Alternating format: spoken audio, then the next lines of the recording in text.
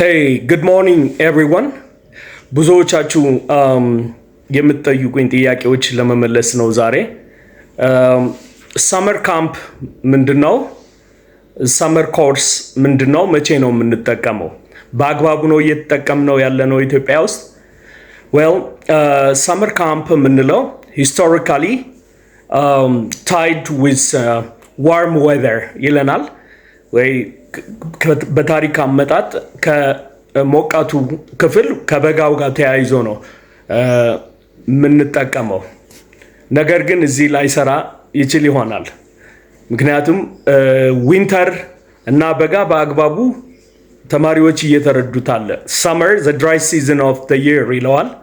winter ግን ክረምት ነው ወይ the rainy season of the year ይለናል። summer course ስንልስ ምንድነው? ይሄ cultural copy ነው። cultural copy rather than the actual weather ይለናል። ይሄ ማለት ደግሞ ምንድነው? የባህል ውርስ ነው። ከዌስተርኖች ወይ ከአሜሪካ የተወረሰ ነው እንጂ ምናልባት ኢትዮጵያ በሌላ የአፍሪካ ሀገራት ላይ ሰራ ይችላል።